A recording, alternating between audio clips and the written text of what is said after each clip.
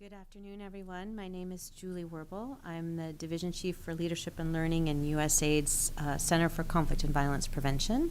I am pleased to welcome you to the discussion on elite capture and corruption of the security sector. Every day, peace builders around the globe, whether they're working on conflict prevention, violence prevention, atrocity prevention, countering violent extremism, or positive peace, are forced to reckon with the role of the security sector. Those actors and institutions who are so fundamental to peace, yet so often outside the influence of peace builders. In the best case scenarios, they fulfill their mandated roles to uphold the peace to keep the peace and uphold the rule of law. Okay, sorry. In the worst case scenarios, they harass and even terrorize citizens, wreak havoc on communities, or do the bidding of autocrats, oligarchs, and cartels. In short, they undermine the peace and security they're meant to engender. We see this everywhere, such as in Sudan, where the ruling government, a military junta, is waging an all-out war on the paramilitary force that helped it to gain power. We see it in Burkina Faso, where military-clad troops, accompanied by a government-sponsored volunteer force, commit atrocities under the guise of counterterrorism. And in return, VEOs ramp up their campaigns of violence. In many of these countries, the laws and policies governing the security sector mirror those of our own. On paper, they are democratic forces mandated by constitutions. They're organized, trained, and equipped. Many, if not most, have had some kind of human rights training. And yet, in fragile and conflict-affected countries, the gap between what forces and services were constituted to do and what they actually do continues to grow. USAID commissioned this work with USIP to better understand why that is. How is it that security actors and institutions perpetrate violence rather than sustain peace? Too often, donors, including the United States, see a performance problem and seek to solve it with more training. But training is only the solution when a lack of skills is the problem. With this study, USIP has unpacked the political economy of violence to illustrate how actors outside of the security sector itself influence decisions, actions, and behaviors inside it.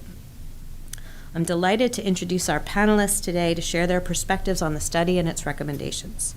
Let me start at the far end with Ambassador Ann Patterson, former Assistant Secretary for Near Eastern and North African Affairs. Ambassador Patterson has held ambassadorial posts in Egypt, Pakistan, Colombia, and El Salvador. Beside her is Ambassador Don LeBerry, former ambassador to Burundi, who also served, I'm proud to say, as a USAID mission director to Uganda, Nigeria, and Iraq.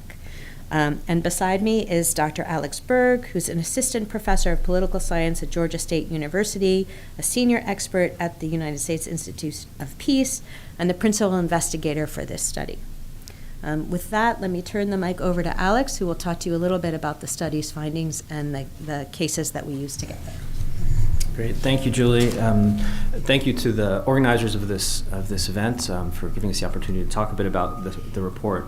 And I also, in starting out, want to acknowledge that this report was a product of quite a large team of people within the U.S. Institute of Peace, our co-chair, ambassadors, as well as authors of the specific case studies, which I'll talk about in a moment. So the starting point of this report is that engagement by the U.S. government with security forces overseas has been and is becoming increasingly important in achieving national security and foreign policy objectives.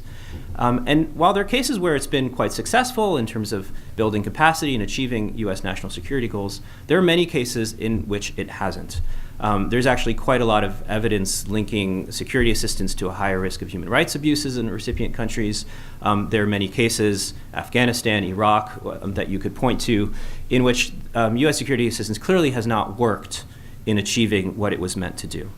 And so the question this report asks is why? How can we understand both the successes and failures and ultimately try to improve it? And the premise of the report, or the central approach, is basically that we've been looking at the security sector the wrong way, or at least not in a sufficiently comprehensive way. Security assistance or engagement with security forces is typically looked at as capacity building, right? We're building capacity so that security forces, police, military, border guards are more effective in what they do so they can achieve counterinsurgency or public order or public safety objectives. However, if those forces are not fundamentally geared and oriented towards providing security or achieving those objectives, then it shouldn't be surprising that that our assistance in building the capacity is not going to actually improve our objectives. And so it turns out there is quite a lot of evidence out there, especially in academic research, about security forces being oriented and designed and maintained towards goals that have nothing to do with security. Right? And so what this report tries to do is unpack that, to try to understand the underlying political economy of what these security forces are trying to do, and then ultimately how U.S. engagement and U.S. security assistance is engaging with that. So we drew from the large academic and policy literature on the topic, and then we did 4 in-depth case studies of Uganda, Afghanistan, Mexico, and Ukraine, where we tried to understand how U.S. engagement and security assistance interacts with these realities. So what I'm going to do is I'm going to just draw out, I'm going to make just 3 sort of the kind of key highlights, and talk a little bit about the case studies, and then our co-chairs, I think, will go into more depth in terms of the specific case studies and also the implications for policy. So key takeaways, right? So the first one, as I started to say, is that security forces are often not oriented towards security, or at least not public security or security of citizens or people.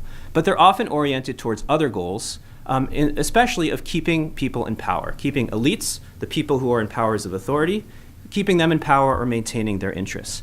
And so in the report, we lay out as kind of a heuristic sort of 4 rationales or interests that security forces are often set up to achieve. One is to mobilize politically, right? So through appointments, officer positions, or recruitment of certain segments of society or exclusion of others, they mobilize political support. They're oriented towards accumulating wealth, deploying security forces in extractive industries, natural resource extraction, profiting from the drug trade, and so forth. They're oriented often towards regime survival. Right? Security forces are often a threat to political leaders, and so political leaders keep them weak. Right? They make sure they can do anything except for threaten the regime, and that often leads to corruption and abuse. And the fourth is what we call asymmetric threats, which is that security forces often partner with non-state militias or local actors in order to fight counterinsurgency or achieve other goals, and that leads to all kinds of perverse outcomes. Right? So if you assume security forces are oriented towards public security, you're going to miss all of these other functions that they're actually set up to serve and that they're being kind of maintained to serve. The second point is that this elite capture, that the way that security forces are oriented towards these functions, happens through their day-to-day functions, right?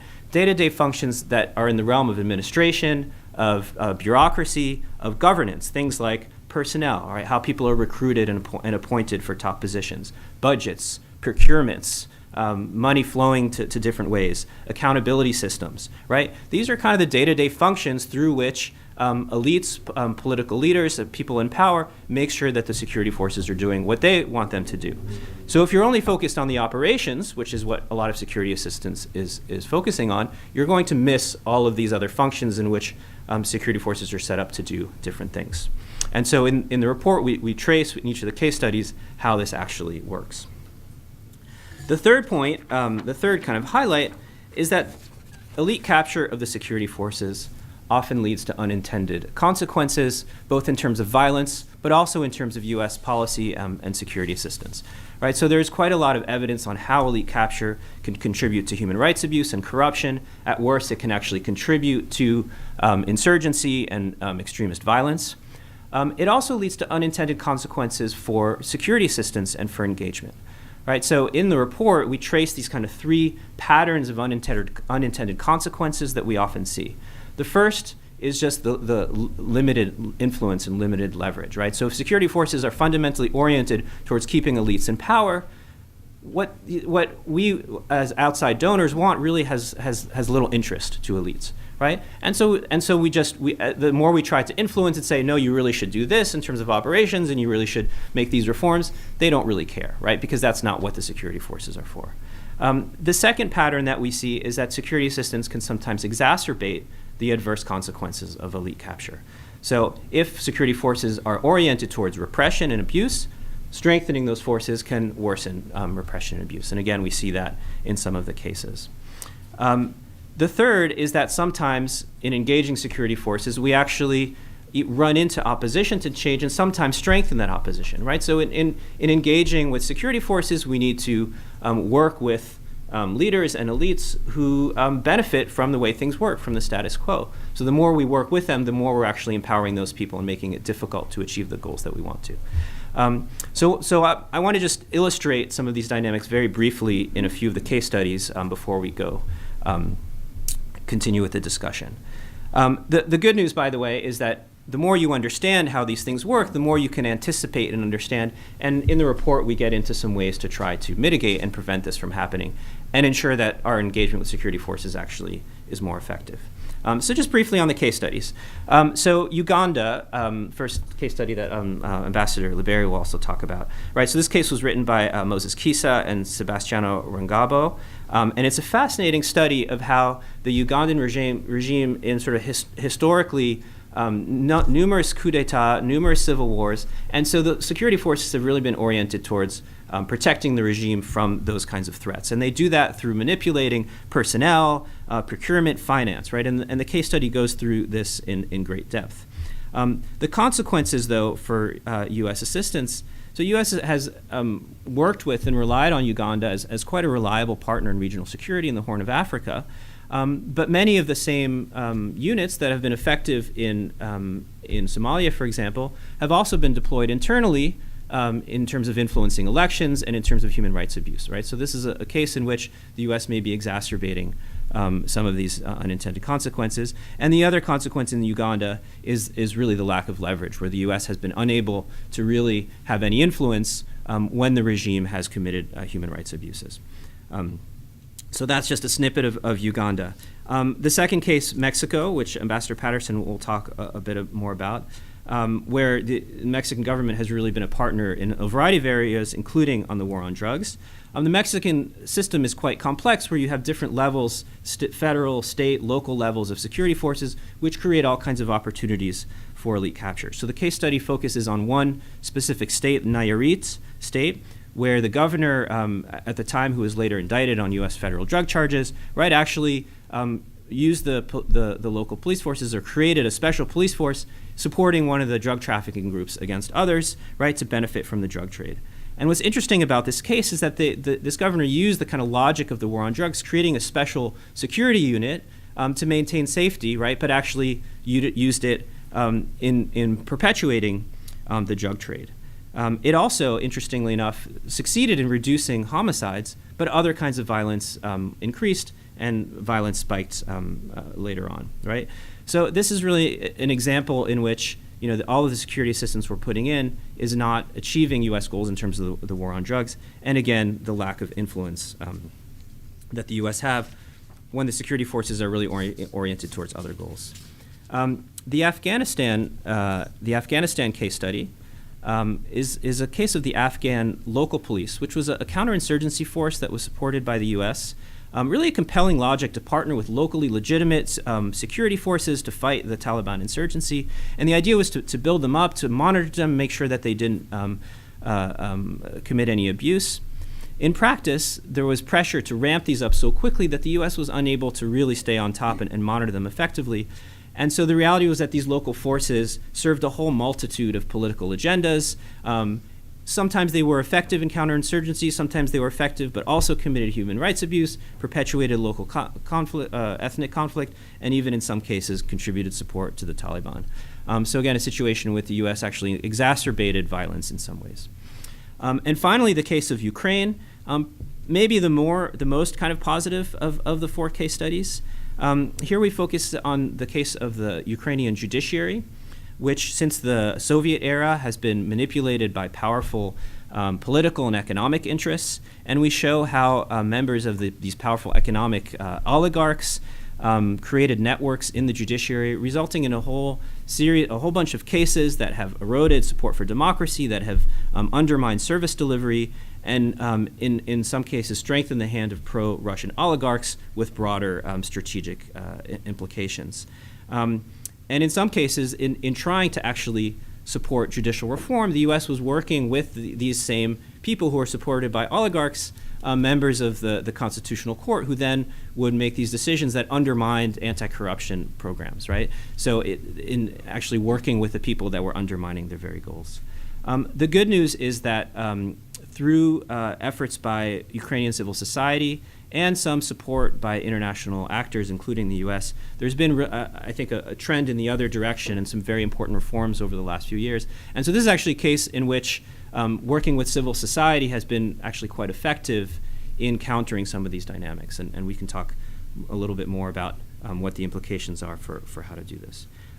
So I guess the bottom line takeaway is really understanding the political context in which these security forces are operating can reveal a whole range of ways and reasons why security assistance isn't achieving its goals. So I'll stop there and get into the discussion. Thank you. So I think Dr. Berg did an excellent job trying to unpack some of the complexities that the report uncovered, but that I think ambassadors have to deal with on a regular basis. And so let me now turn to Ambassador Patterson for your thoughts on the report and on sort of managing this complex issues of endemic corruption, elite capture, and balancing trade-offs.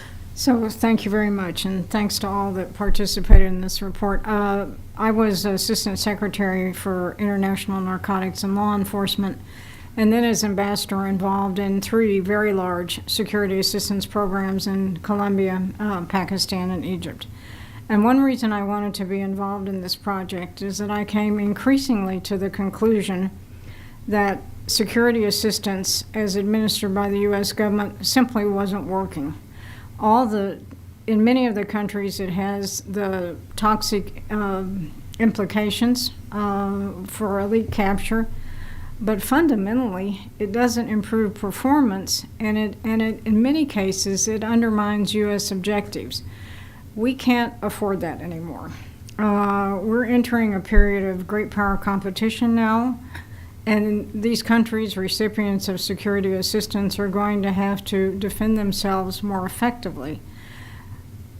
Great power competition is also going to be extremely expensive for the U.S. because we have to retool our whole industrial complex to meet the Chinese challenges, which means we will probably have less money to invest in inefficient security assistance programs. And then finally, I think this is the point that comes to the crux of the report. We give security assistance in a way that does not promote alliances with us and makes these countries vulnerable to alliances with Russia and China, because basically they're in it for the main chance. And so I think what we can take from this report are some techniques and insights that will allow us to adjust our security assistance program, which, let's be honest, is a valuable tool of American foreign policy to make it more efficient and more effective and fair. I just want to underscore the point that you made about security sector assistance not promoting alliances, which has been sort of the underlying rationale for a lot of our security cooperation for decades now. So that in and of itself, I think, is a reason to revisit what we've been doing historically. Ambassador LeBerry, may I pass to you for the same question? Sure. Thanks very much, everyone, for being here, and to all the folks who participated in the report. I've also come at this, was U.S. Ambassador in Burundi, served 7 posts in Sub-Saharan Africa, including as Mission Director in Uganda, which I'll talk a bit about, but also had the opportunity to spend almost 5 years in Iraq, Afghanistan, and Libya. So I think I did the trifecta. But one of the things that Dr. Berg was mentioning, and what I'd like to sort of focus a bit on, is some of the difficulty that we have in dealing with competing priorities, and why sometimes it is very difficult to have the kind of leverage we would like to have in order to steer security assistance programs in the way that we would like. So if we take Uganda, let's go back to 1998, the bombings in Kenya and Tanzania. Even before 9/11, that became the litmus for global war on terror in East Africa, Sub-Saharan Africa. It was also followed the genocide in Rwanda. So what U.S. looked at in terms of security, above all, was fighting the global war on terror, maintaining peace, if you will, regional stability in the Great Lakes, and making sure that that type of, implosion, if you will, did not occur again. And unfortunately, while that was obviously a good goal, unfortunately, it also enabled an environment where I think a lot of permissiveness was allowed to continue in terms of security sector assistance. And so it gets to the issue of competing priorities and leverage, because we were also attempting to develop institutions in Uganda and putting money into things that Uganda was doing well. They were doing economic reforms. They were focusing on HIV/AIDS. In fact, they were the model for the PEPFAR program that came afterwards, greatly reducing HIV/AIDS incidents. They were the first heavily indebted poverty, HIPIC, country, heavily indebted poverty country, to get debt relief. So all of these things pointed in the direction that Uganda was doing things that the United States government wanted to support. And as elite capture was happening in the security forces to basically maintain regime continuation of Museveni, who is still there were a lot of things that, to a certain extent, we turned a blind eye to, because our leverage points were taking away the important things that were going well and that we didn't want to see diminished. And this included institutional counterweights. For example, working with the parliamentarians, trying to strengthen the legislature, the judiciary, the private sector. All of these institution building elements that take a long time, do require continued assistance, they were the competing priorities that we all had to deal with, and certainly myself as director. Unfortunately, the U.S. government, I think, missed certain inflection points where we could have come in harder, where we could have said, these things should not continue. For example, when Museveni ran for a third term, when he changed the constitution to essentially become president for life. I think at those points we had more leverage that we could have used, and we didn't. And I think that this case study is a way for us to look in the rearview mirror and say, okay, we didn't do that then. What do we need to do in the future to make sure that these things don't happen and that we can maximize security assistance even while we understand we have those competing priorities? And I would maintain that as we move forward, particularly as we look at a post-Museveni regime, particularly just specifically in a place like Uganda, but it holds, it's a similar kind of example in other countries, that we now look at recommendations from the report to see how we can mitigate these issues in the future and not, to a certain extent, be held captive by our own competing priorities.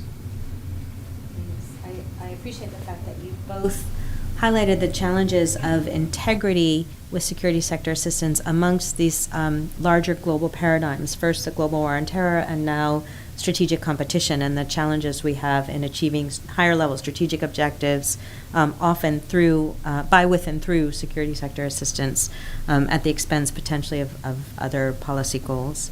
I also really appreciated the point you made about pivotal moments and being in the space and time to understand when there's an inflection point that you can actually exercise leverage in these areas. I want to delve a little bit deeper into some of these trade-offs. I'm sure that trade-offs was something that you faced every day as ambassador. And Alex, I know the report also goes into some of that. Can we start with you a little bit, talking through some of the trade-offs that came out through the research, and then I'll turn it over to the ambassadors to share their challenges and opportunities. Sure, and maybe I'll, sort of generally talk about them, and then I'm sure the ambassadors who lived it will have more to say.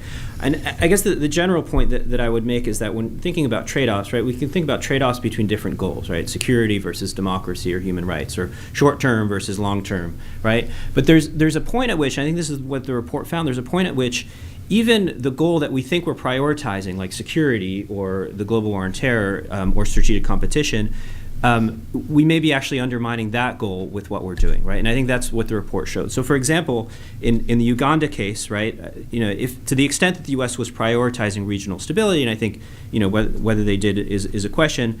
The support for the Museveni regime may have actually been undermining that to a certain extent. The Uganda regime supported these kind of external interventions in South Sudan and Congo, right? The extent to which undermining democratic competition has created sort of more fertile ground for China, right? So there's a sense in which there's a trade-off there.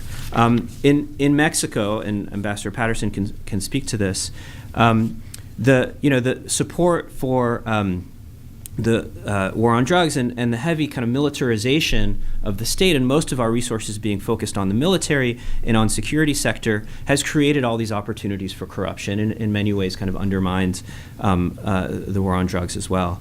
In Afghanistan, we had these kind of short-term, long-term trade-offs. There was the case study shows very clearly the imperative to achieve these short-term counterinsurgency goals, which was then undermining state building. So there's this debate. The case study goes into this debate even within the U.S. government. Do we support this? Do we do this Afghan local police through the central state, even though the central state is corrupt? Do we work with local actors, but that it might undermine the central state? Right? These kind of direct trade-off.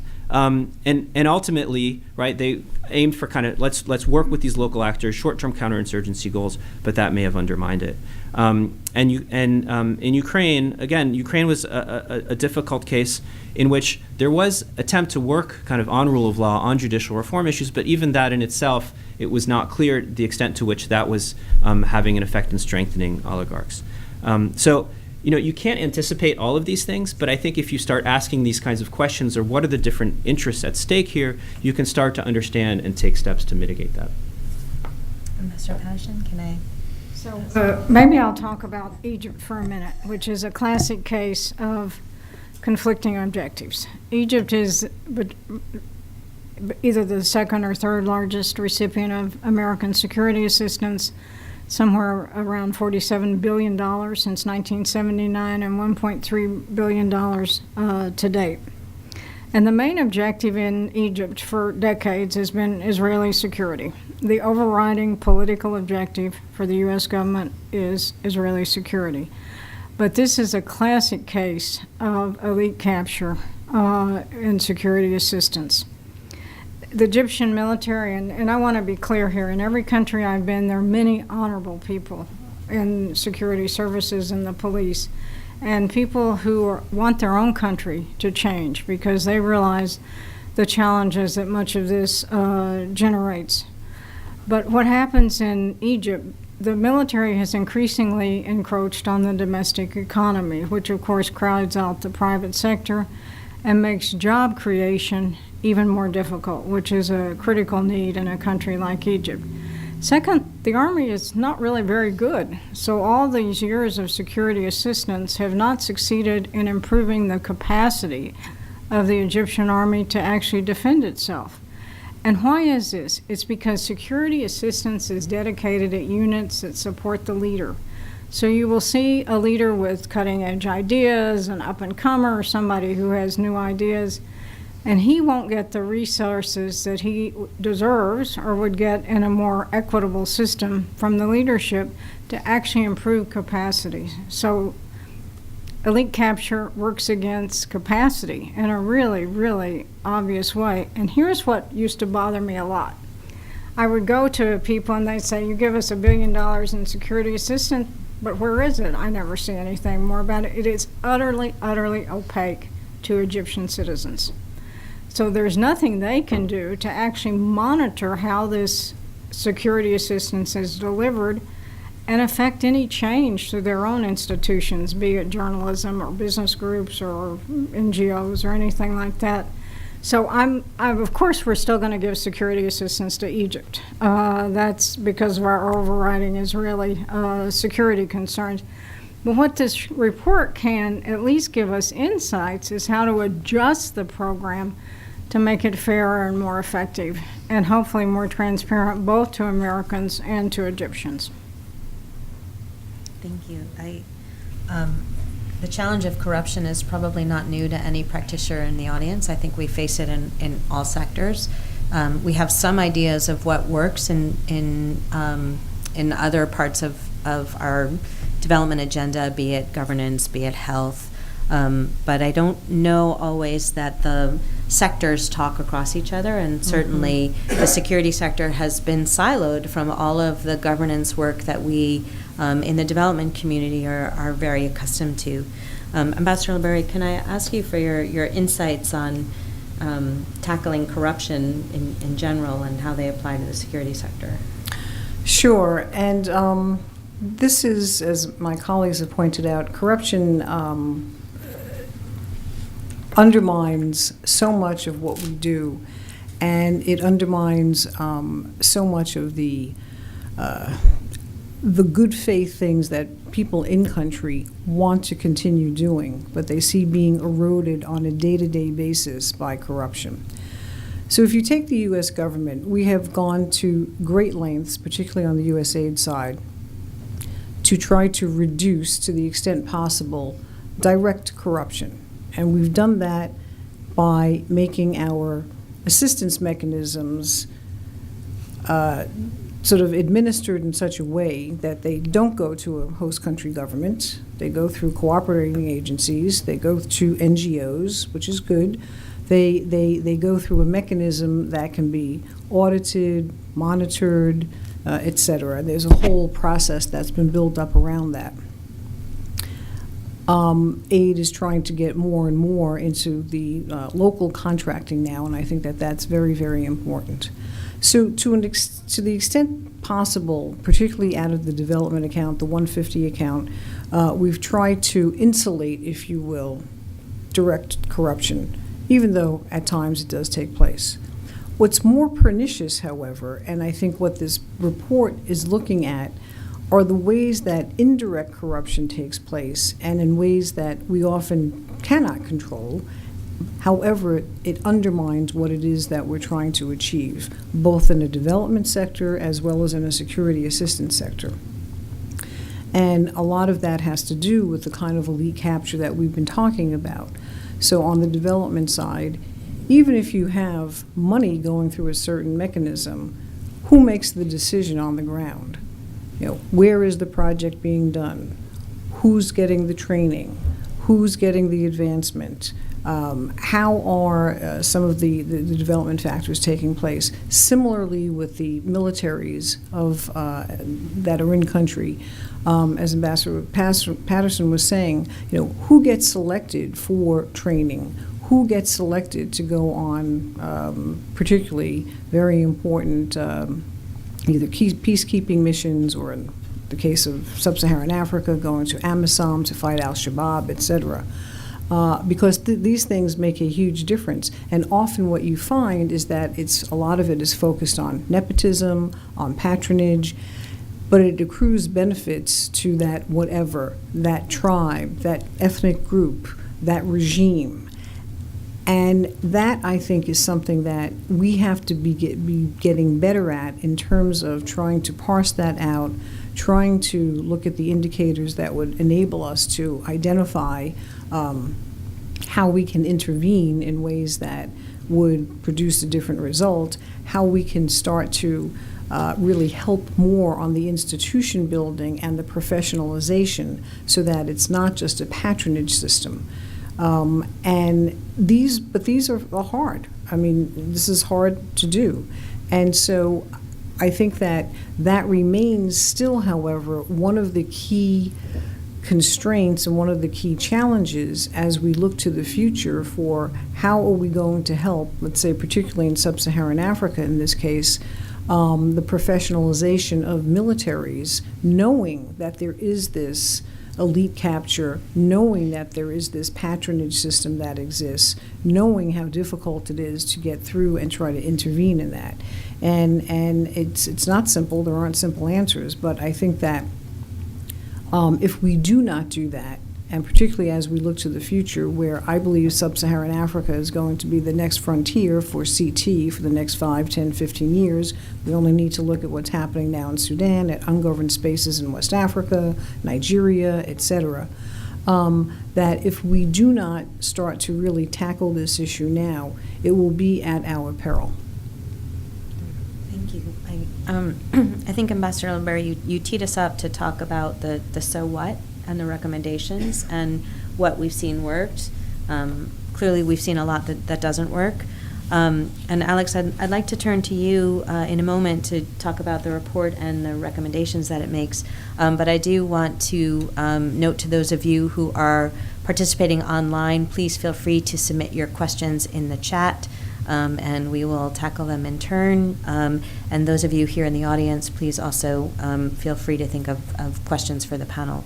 Alex, let me turn to you on recommendations. Sure. And in prefacing the recommendations, I want to just underscore something that both Ambassador Liberi and Ambassador Patterson said. Ambassador Liberi talked about indirect forms of corruption, and I think it's important to keep in mind elite capture is not something. It's sort of not an individuals are sort of acting on their own to do elite capture, right? It's part of a system of governance, right, in many parts of the world. And it's just how things work, right? In order for people to compete politically and to stay in power, they engage in these kinds of patterns of manipulating the security forces, directing resources to tribe or ethnic group, right? It's not something that coming from the outside we can change, right?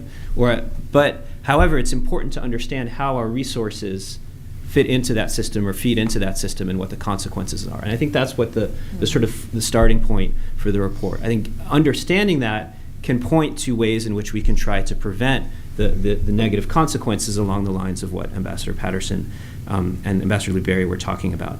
So there are recommendations in terms of the understanding issues, and then recommendations in terms of the security sector and security assistance, but also looking far beyond the security sector in terms of development and governance and other kinds of programs.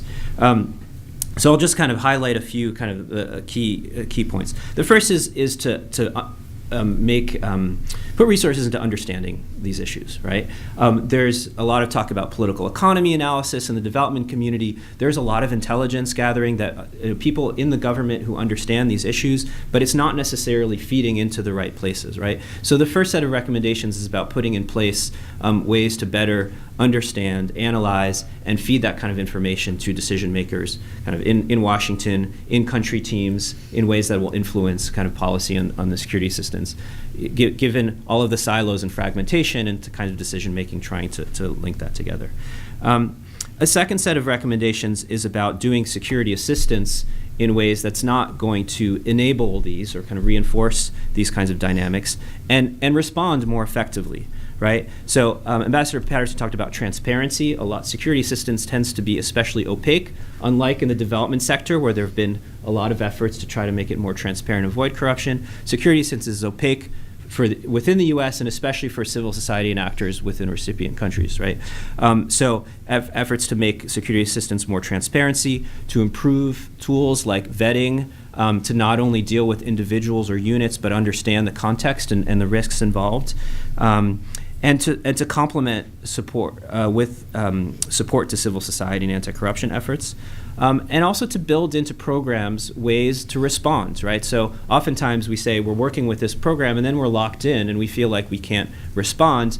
And there are ways to build into program implementation objectives and goals that have to do with governance alongside operational capability, what we might call off-ramps, triggers at which the U.S. assistance should sort of pull out or shift to other things, right? And those are ways to try to mitigate it. And then third, ways to mitigate and ultimately try to address the underlying drivers of this, right? So a lot of this has to do with more focus on governance, right? Within the security sector especially, but also around the security sector. Anti-corruption and civil society efforts are crucially important, working with investigative journalists and media to be able to, for people within the countries to be able to expose and address elite capture. And then looking, once you start to understand how elite capture is happening, looking at the broader connections to the security sector in terms of extractive industries, in terms of the weakness of political parties and democratic competition, right? All of the security sector is interacting with these, right? And so dealing with elite capture is a lot about development programs that get at kind of the underlying drivers of corruption. And so kind of peeling the onion from the security sector itself to the broader context is, I think, what we're trying to propose. Thank you. I think sadly the takeaway is really corruption is the system. It's not an aberration. It's sort of when you're looking at the local system to try to understand the dynamics, that is the fundamental dynamic. I'm also struck increasingly by this connection with extractive industries in particular that you flagged at the end. Obviously, that's a key component in the current war in Sudan, and in places like Pakistan and Egypt, where the military take off their uniform and then assume roles in corporate positions, in government positions, but maintain their affiliations and gain more and more control over extractive industries and others. It sort of spreads the system even beyond just the security sector. Let me pass it to Ambassador Patterson for your thoughts on the recommendations or. So a lot of the recommendations are hard to implement. It's hard to set up a new analytical structure within the U.S. government to look at this, much less in embassies. It's hard, as we discovered in Afghanistan, to understand the tribal and militia and ethnic balances that we just sort of popped into with our security assistance. But here's one that's easy, and that's transparency. The U.S. does a terrible job of this too, by the way. Go to the dashboard, and I know there's been progress in transparency recently, but look at all the exceptions. And to figure out what goes into these security assistance programs, you could probably figure it out if you worked on various U.S. government websites for a couple of weeks, what we're actually doing, but it shouldn't be like that. When I was ambassador in Pakistan and Egypt, I had something like 17 spigots of assistance, and those need to be accessible to citizens in one place. Now, DoD publishes its contracts every night. They publish who gets promoted down to all kinds of levels. So we can do this. We have to do a better job because otherwise people can't see it. And then the second thing is to impose it on recipients. If they publish their contracts, if they publish who got promoted, if they would publish to make it accessible to the public, a lot of the problem would be eliminated because people could then see what's going on and they could monitor and respond to it. Transparency doesn't require a massive overhaul of the U.S. government. It just requires getting it done. It's not that hard. And I think it would make a huge difference and allow these other steps would be much easier if you could actually figure out what the story was. Ambassador Berry, yes. Right, and to what my colleagues have said, I would add, really we need to get civil society much more involved, and much more involved in the oversight function and shedding a light on a lot of these issues that would help with the transparency. Serving as watchdog functions, I think, would be also very helpful because folks at the local level and civil society know what's going on. And so having an ability to report on that in a safe environment so that they know they're not going to get killed as a result of it. So creating the security structure so that people can use their voices to point out when there are issues like this. I think this is key. The other thing that I would say is we have to all play the long game. And I say that particularly for the U.S. government. Everyone has heard the term. We fought 10 one-year wars in Afghanistan. We did. When I was USAID mission director in Iraq, I had 15 months to basically obligate $5.2 billion of assistance. I'm sorry. Nigh on impossible to do it. We did it, but to do it well and to do it where it actually makes the difference that you want it to make, to put it into a context where the absorptive capacity is there, where the expected and intended results that you want to have happen occur. And that was an impediment that was put on us by the Congress, by the government, et cetera, U.S. government. And so the imperative of us not looking at the long game and basically cutting off our own opportunities to do institutional development, which takes 5, 10, 15, 20 years. That's what it takes. So let's not kid ourselves and say that that's not what it takes. Let's just go in for the long term, because if we had done that from the get-go in Afghanistan, I think we would have had a much different outcome. We certainly would have had a much different outcome in Iraq. I mean, obviously there were decisions made along the way that in the security assistance sector that were not the correct decisions, that put us at a big disadvantage. You know, we don't have to go into all that right now, but part of it was because we weren't looking at the long game. We were just looking at short-term results, and we do that to our significant detriment. And I think the evidence is very clear that does not serve us well. It does not serve our foreign policy objectives. It certainly doesn't serve development objectives, and by all means, it doesn't serve security assistance objectives. Can I say, please? One of the countries I was in was Colombia, and I think one of the reasons that Colombia is in a better place than many other large recipients of security assistance, believe me, it's not perfect, but there has been very significant transformation of both the police and the military and civilian institutions. First, Colombia, of course, is not Afghanistan and had a long-standing democratic transition, but the projects went on for 23 years. Mm-hmm. And not only did it have a lot of support from the administration, but it had bipartisan support in the Congress. And that, I think, made a huge difference to the relative success of the Congress and the long term. It's still going on. It's certainly not finished, versus the year-by-year exercise in Afghanistan and Iraq. Thank you. I appreciate the focus on transparency and on civil society and on the long game, and that seems like a good segue to open it up to the audience for questions. I know many of you represent these organizations. Maria, please. Thank you. First of all, thank you. Hold on. I think we need a mic. Oh, thanks. First, thank you for a really candid conversation and much needed one. It's rare that we come across this level of candor with this type of subject, so I really appreciate that. And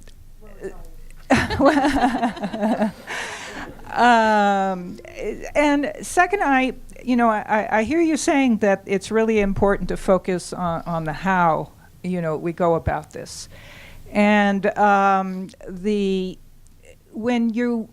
I'm curious, as ambassadors, you've laid out some really wonderful recommendations, and I think those are very useful. But I'm just curious, at what point in the process, when they say they're going to obligate $1 billion in assistance to Egypt or wherever, right? At what point in the process do you have an opportunity to sort of say, well, wait a minute, how are we going to go about this? What are the unintended consequences? Is there an opportunity at your level to sort of to speak up about how this assistance gets played out? You mentioned in Iraq having $5 billion to obligate within 18 months, and you said you did it. This is a hard question, but was there a choice to say, you know what, I don't think we should obligate $5 billion. We can't absorb it and do it responsibly? Yeah, so you can offer your opinion, and I did. You can indicate what some of the impediments are to the implementation. And I did. Not just me, but others. I mean, there were many of us who thought, well, maybe this is not the way to go. And that, more is not better. And I think we found that out very quickly. More money, more this, more troops, more, the surge, et cetera, did not result in what we wanted. And so, yes, you can raise these issues, but it doesn't necessarily mitigate the wave that is pushing forward, against which it is very difficult to push back on. And people have all good intentions. I mean, no one wants to waste U.S. taxpayer money. Trust me, we don't.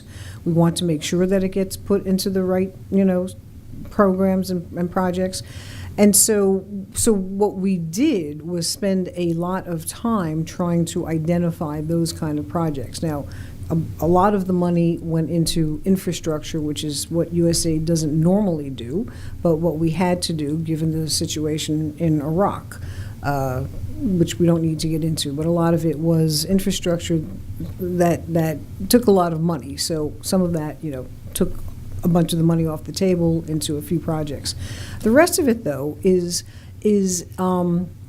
we tried to put into things that did make a difference. Local governance, trying to build up local communities. We had the biggest program in civil society. We had more money in civil society in Iraq than we had in all of sub-Saharan Africa.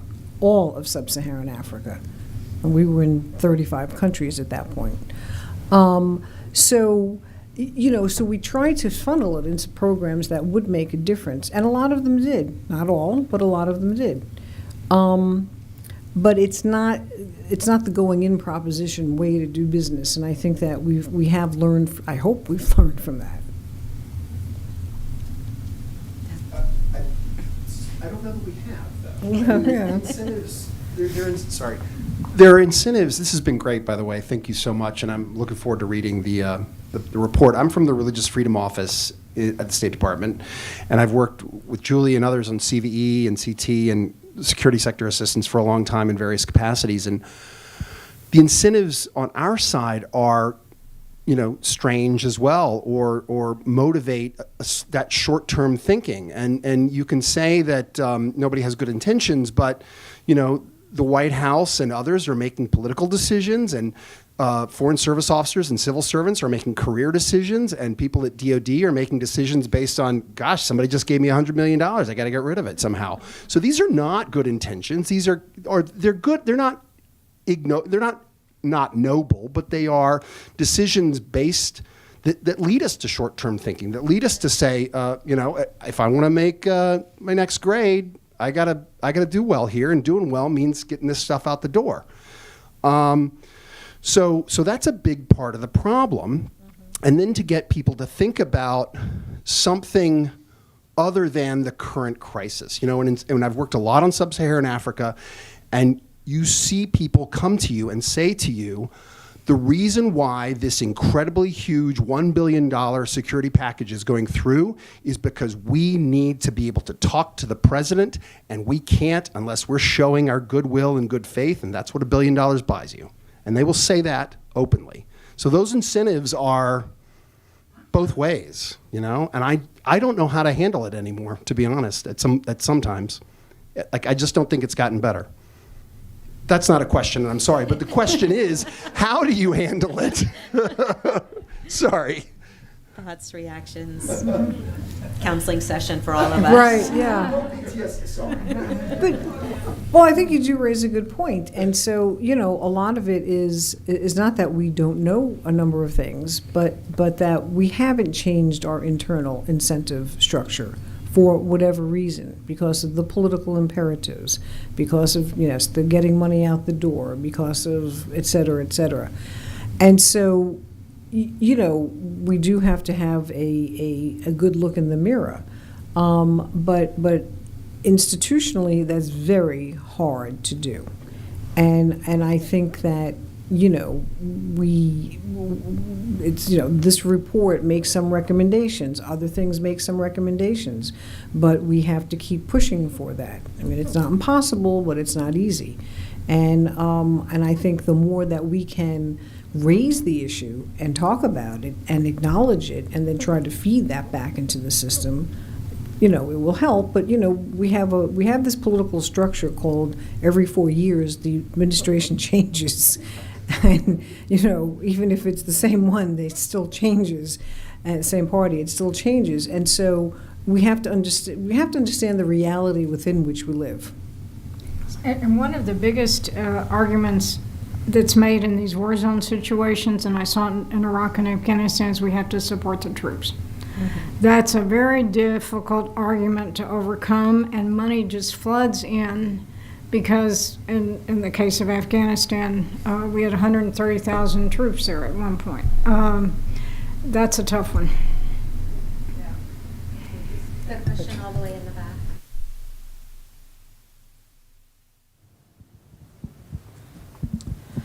Thank you.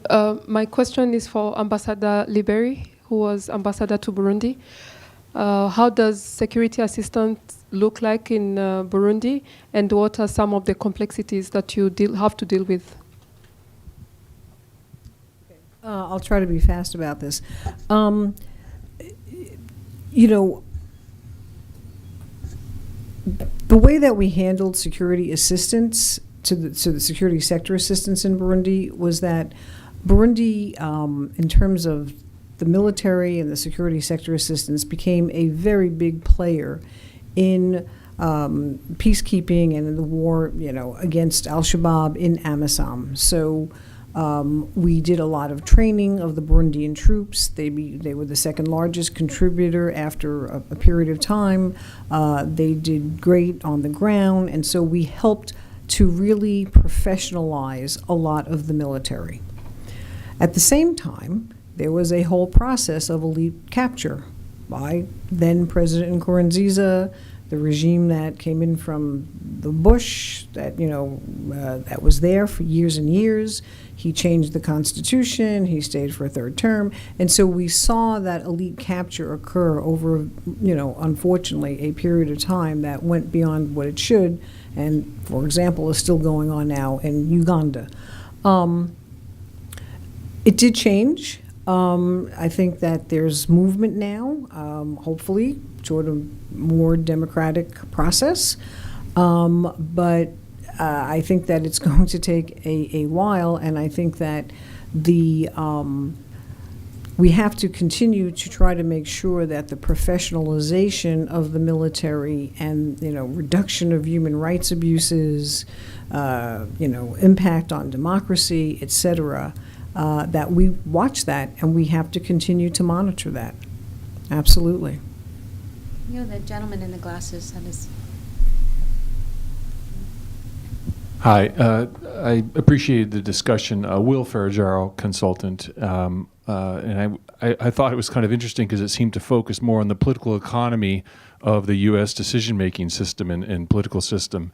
But maybe one practical suggestion or question about your recommendations is we already have the Leahy law that vets for human rights abusers. So back to your specific topic about, is there a way that legislation might be apt in this area to ensure checks against elite capture and corruption? Thank you.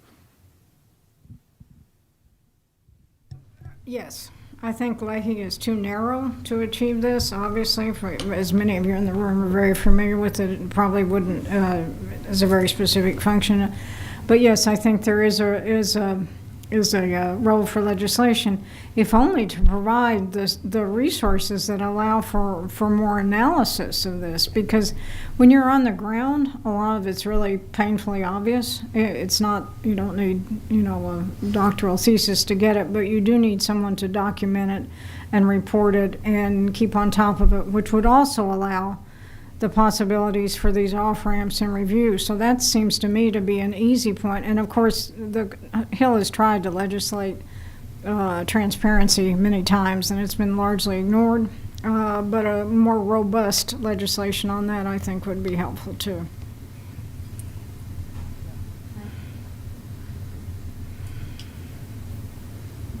Thank you very much. A terrific presentation. Mike Jages, formerly of the U.S. Institute of Peace, where I worked for Ambassador Bill Taylor and did a book called Criminalized Power Structures, The Overlooked Enemies of Peace, and the Alliance for Peacebuilding published it. Very much in sympathy with your point about the mantra that we need to turn ownership over to the locals, build capacity and turn it over to the locals. So the question is, are they part of the problem or part of the solution? So that's your first recommendation. Detect elite capture and integrate the elite capture lens into analysis. My question is, does such a lens exist? And if it doesn't, are you aware that there is such a lens that's been used very successfully in Bosnia against the Third Entity Movement, and that is a tool, a methodology that's available for this specific purpose? I think there are a number of different analytical tools that you can use to look at these issues, right? It's not, and it's understanding the underlying interests and incentives, right? It's what some people call it political economy. We could just sort of call it a political analysis. And there's a number of tools that you could use to do this. And I think there's a lot of people that are actually doing this and very effectively in trying to understand what's going on. So the first thing is use them, right? And provide the resources, provide the mandates that these kinds of things need to get done. But second, then figure out how to use the information. I think actually that's one of the harder things, is that oftentimes, that we do these analyses and then somebody reads them and says, oh, that's really interesting, now let me go about my business. The question is, how do you use that information to actually force decision making that says, okay, we know these things are happening. Let's not just keep doing what we're doing. Let's try to take a step back and maybe, before the money gets to the USAID mission director, and see if we, force some kind of consideration of these issues. Can I say there's a shocking gap between what the academic community has and what the practitioners have. I discovered this, I taught after I retired. It's absolutely shocking. The practitioners think the academics, they look down their nose because the academics don't have to do anything. And the academics look down their nose at the practitioners because they're basically trade people. They don't have cosmic thoughts. And it's an awful, because there's really a lot to be learned from the academic literature on this, but there's no way to get it into the U.S. government. Offer here a shameless plug for a tool that my office is putting out. It's the Violence and Conflict Assessment Framework. It is the update to the 20-year-old CAF, or the Conflict Assessment Framework, and I think it actually does square the circle on a lot of this. It moves from an identity-focused lens about conflict into a much more multifaceted lens that looks at narratives and interests and incentives and builds in both violence and conflict and drivers at multiple levels of society. We will be posting it on the USAID website for public comment in the coming days. There's a session on it, I believe, tomorrow, so we welcome your feedback on that as well. I'm going to maybe take a couple of questions at once because we're coming on time and I see a lot of hands. Can we start with you? Yeah. Sure. I think one of my questions is, for those of us that recognize how important, obviously, security sector reform is, at what point in context, I'll use Sudan as an example, where there is such an ingrained distrust of the security sector among the civilian population, they don't trust anyone that's in it, right? A lot of the generals from the Bashir regime are still there, and they don't trust them essentially to do anything right. And so in contexts like that, where there is such a trained distrust of the security sector, how do you still engage them since they're the only ones there? Are reforms like, does the report, for example, address any reforms like lustration or, kind of getting rid of like top generals, or how do you kind of navigate that distrust?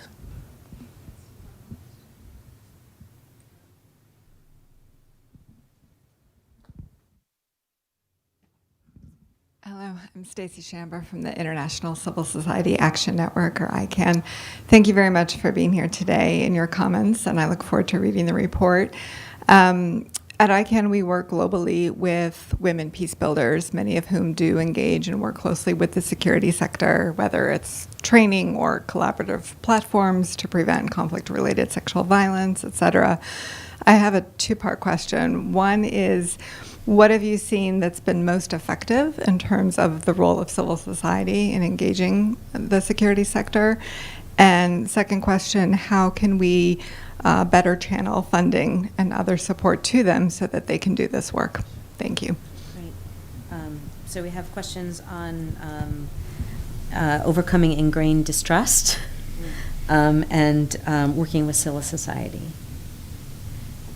Who wants to start? Can I take the civil society? What I've seen is the most effective, at least in my experience, there were two elements. One was the business community, the Chamber of Commerce, because they're the ones that are most disadvantaged by these distortions, immediately disadvantaged. The second one might surprise you, and that was legislative oversight. Even in countries that are quite oligarchic, non-democratic, you'll often find legislators that, because they have responsibility for this, will play an outsized role, and then finally auditors. I know that sounds pedantic, but to have auditors who can actually train, AID's done a good job of training auditors. That's usually a governmental function. And then, of course, freelance journalists usually. Yeah, on the Sudan question. So it's a great question, and there are a lot of ways to deal with this in through the security sector, whether it's lustration or reform or vetting, but what you do really depends on the specific context. The question is, how do you get there? Especially in a context like Sudan, when currently the people in the military that are part of the problem in the eyes of many are in charge, right? And I think the point. So what this report does is say, well, you need to take a step back from that and understand who these people are in the context of sort of the political economy of Sudan. And the point is that there are these two generals, right, who are in charge right now, but they're part of a broader context. And if you look back over the whole course of the transition over the last couple of years in Sudan, right, there have been many different moments in which the international community has played various roles in supporting other actors in civil society and political parties, or not supported them sufficiently, right? And I think that's the question, right? And there's often a temptation within the U.S. government to say, hey, these are we need to work with these people because they're the military and they're important actors, which may be true, but oftentimes if you start to understand kind of what that does to the overall balance of power and what kind of support you're providing to other actors, that will then affect what you can do, right? So the question is, how do you get to these kinds of reforms where you can start building trust, of which there are a lot of things you can do, but understanding the underlying politics is important. I think that's where we kind of don't look at the full picture before deciding how to act. The only other thing that I would add to what my colleagues have said is I think it's very important to support individual champions, because there are many people who are out there who are trying to shed a light, and they are sometimes lone voices, and they need support, and we have to make sure that we are supporting them. And I think the U.S. government in many instances has been able to do that. The other thing is the press. One of the key things is independent press, and the more that we can support that, the more that we can help people expose through the press, the stories about X, Y, and Z. I think, again, that is really, really important, and we have to make sure that we have programs that do that, and not to make them targets, because we have to be careful. It's a dual-edged sword. But to support the efforts that they are doing. And that, that leads to other things. Often it leads to sanctions against those individuals. And, then, yeah. So. I think we have time for one last question. Back here. This is a question just on USAID has been pushing the localize everything. So knowing how, this is where the rubber hits the road. It's the money that gets down. And that's to small groups, it's to contractors, NGOs, partners. But if you can't be on the ground and have all of that infrastructure as a non-elite, how are we going to be able to fund those groups? And I think that's really what we haven't talked about, is the real fundamentals of that. And it's all bureaucratic and it's all the rules I know people want to change, but it reinforces the elites at the end of the day because they have access, they have power, they have bank accounts, they have everything. And unless we break U.S. bureaucracy and rules and regulations, tell me how we're going to change that, even when we talk about localization. Thanks. Thank you.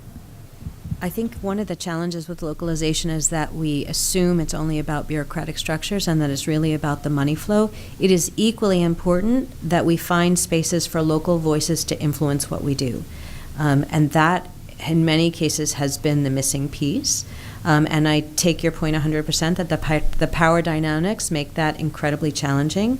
I think there's a lot of new ways of communication where we can get to different audiences in a safe way to get perspectives that we haven't maybe been able to do in the past.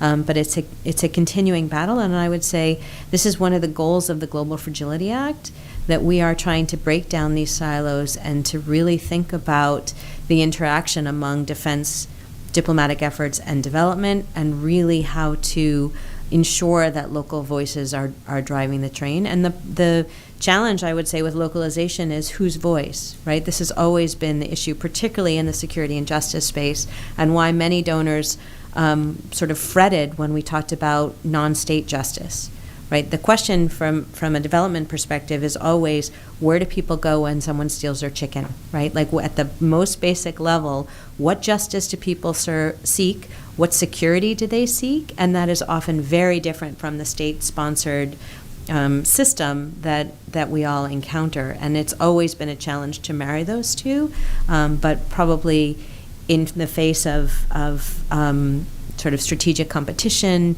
the ongoing counterterrorism battle, there's no time like the present with the opening, hopefully, that the GFA provides to do business better and differently. But there's no question that it's a challenge.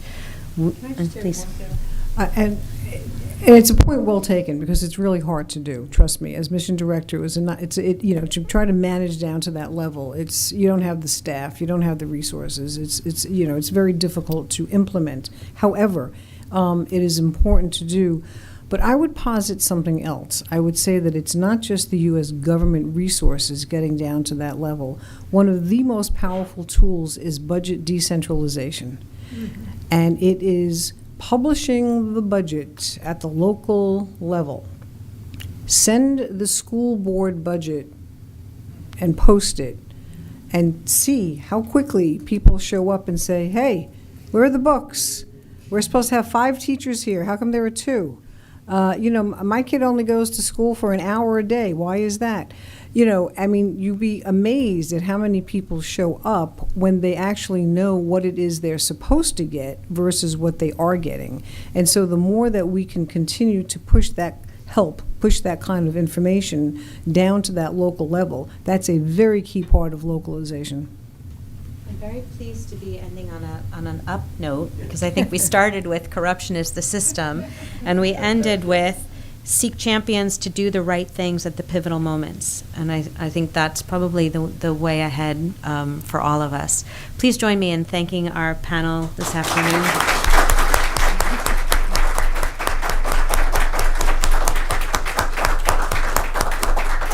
And enjoy the rest of your afternoon.